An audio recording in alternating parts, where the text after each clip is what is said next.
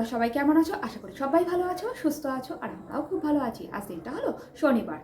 সকাল সকাল শুভ্রজিৎ উঠে ঘুম থেকে অফিস চলে গেছে।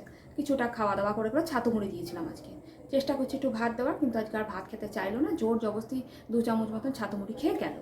তা যাই হোক, আর আমার সাথে একটা বড় স্ক্যাম হলো। সকালবেলা ঘুম থেকে উঠে জামা কাপড়গুলো মেলে দিয়েছিলাম। 7:30টার মধ্যে জামা কাপড়গুলো মেলে দিয়েছিলাম। বেশ কড়কড়িয়ে রোদ উঠেছিল। কিছুক্ষণ আগে আমি একটু বেরিয়েছিলাম, দেখতেই পাচ্ছ আমি জামা কাপড় পরে একটু বেরিয়েছিলাম, বাইরে দোকানে গেছিলাম। এত জোর বৃষ্টি এলো, ঝমঝম করে জামা কাপড়গুলো যেমনটি দিয়েছিলাম তেমনটি আবার হয়ে গেল। কি আর বলবো, যাই হোক বাদ দাও, কিছু করার নেই। মিঠিকে এবার ঘুম থেকে ওঠাবো।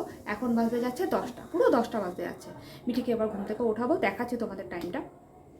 আর কি বলে, তাই চলো এখন আর বেশি কথা বলছি না। আর ঘরে ঘর ঝাড় দেওয়া মোছা যেগুলো নর্মাল ব্যাপার থাকে সেগুলো আমার সব কিছু কমপ্লিট হয়ে গেছে। শুধু রান্নাটা বাকি আর টিফিনটা বাকি। আমি আর মিঠি যখন কী খাবো সেটা জানি না। শুভ্রজিৎকে তো ছাতু মুড়ি খাইয়ে পাঠিয়ে দিয়েছি। আর নিজেদের কিন্তু সত্যি বলতে ছাতু মুড়ি খেতে আমার একদমই ভালো লাগে না। তাই যাই হোক, মিঠিকে কী খাওয়াই সেটাও দেখছি, কি করি না করি। তাহলে সঙ্গে যেমনটি বললাম, দেখেছো বৃষ্টি চলে এসেছিলো কেমন জোরে, পুরো ভিজিয়ে দিল।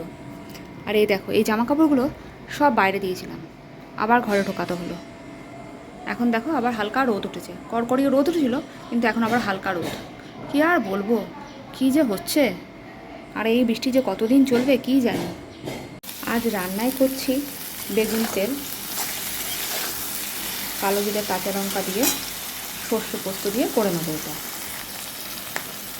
এই দেখো, বেগুনটাকে ভাজতে বসিয়ে দিয়েছি।